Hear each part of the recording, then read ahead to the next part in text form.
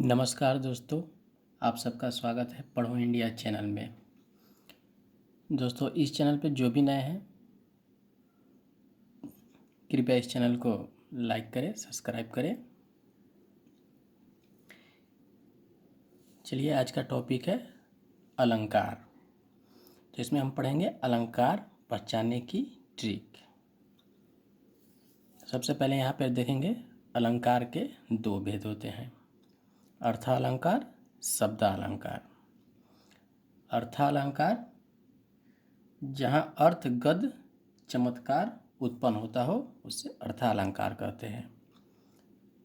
शब्दालंकार जहाँ शब्द गद उत्पन्न हो उसे शब्दालंकार कहते हैं। तो सबसे पहले हम देखेंगे अर्थालंकार। अर्थालंकार में उपमा अलंकार को पहचानने की ट्रिक।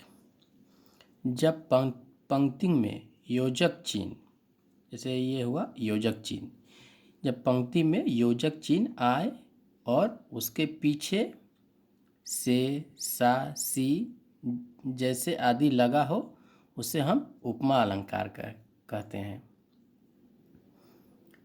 जब पंक्ति में योजक चिन्ह आए और उसके पीछे सा, से, सी जैसे आदि लगा हो उसे हम उपमा अलंकार कहते हैं। उदाहरण के तौर पे देखते हैं, चांद सा सुंदर मुख।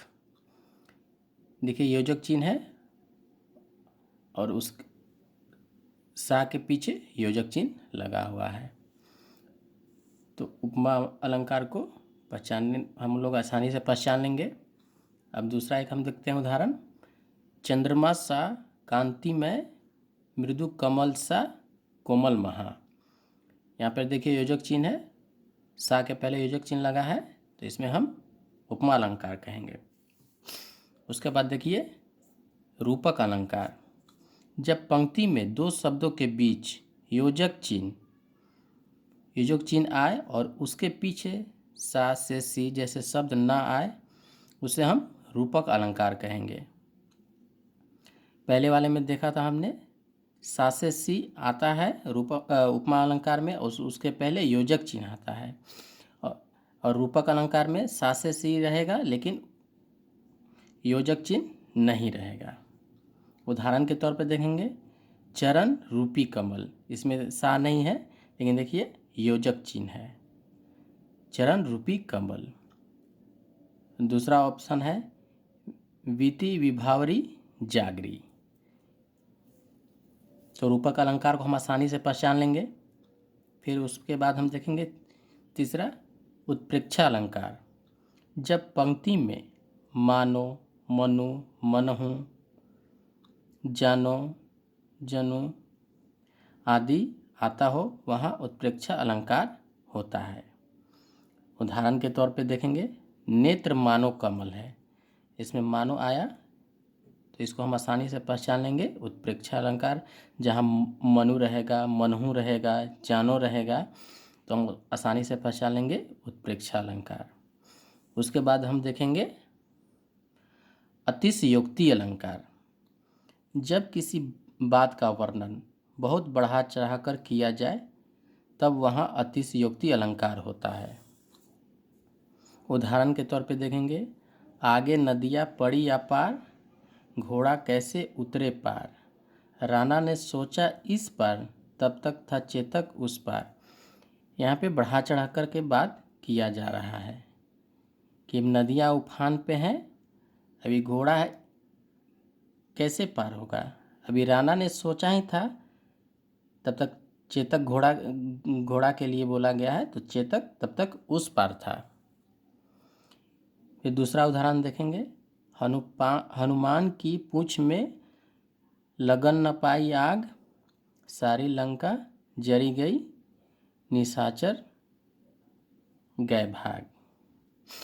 तो यहाँ पे देखिए बढ़ा चढ़ा कर के बात किया गया है कि हनुमान के पूंछ में आग भी नहीं लगी और सारी लंका जर भी गई और निशाचर भाग भी गए।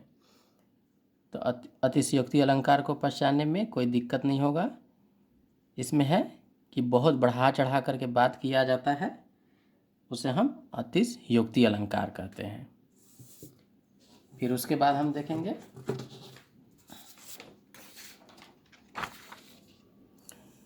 भ्रांतिमान अलंकार।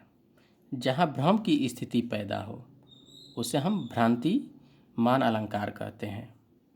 उदाहरण के तौर पर नाक का मोती अतर से कांति से, बीज दाडिन का समझकर भ्रांति से। तो यहाँ पर किसी शब्द का पता नहीं चल रहा है, यहाँ पे भ्रम की स्थिति पैदा है। उसके बाद हम देखेंगे शब्दालंकार। शब्दालंकार में हम पढ़ेंगे अनुप्रास अलंकार। जिस रचना में वर्ण या वर्ण समूह बार बार आते हैं उसे हम अनुप्रास अलंकार कहते हैं। अब इसमें देखिए वर्ण या वर्ण समूह बार बार आता है, जैसे कंकन, किंकनी, नूपुर, धुनी, सुनी। जैसे चारु चंद्र की चंचल किरणें।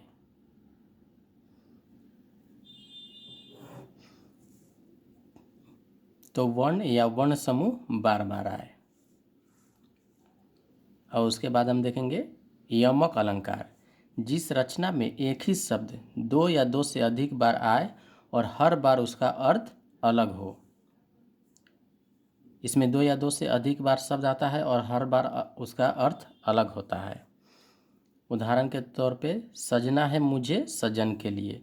ये यहाँ पे सजना का दो मीनिंग हो जाएगा। एक सजना एक पत्नी अपने पति के लिए बोल रही है और उसके लिए सजना है मतलब सुंदर दिखना है। उसके बाद देखेंगे श्लेष अलंकार। जहाँ एक ही शब्द के अनेक अर्थ निकलते हों। जहाँ पे एक ही शब्द के अनेक अर्थ निकलते हों उसे हम श्लेष अलंकार कहते हैं।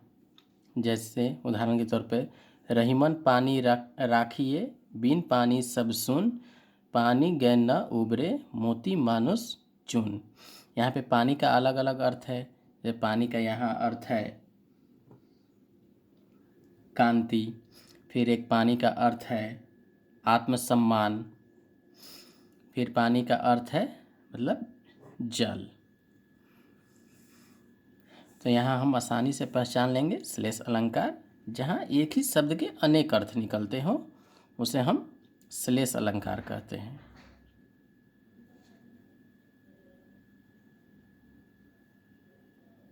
चलिए फिर हम अगले वीडियो में मिलते हैं, तब तक के लिए धन्यवाद।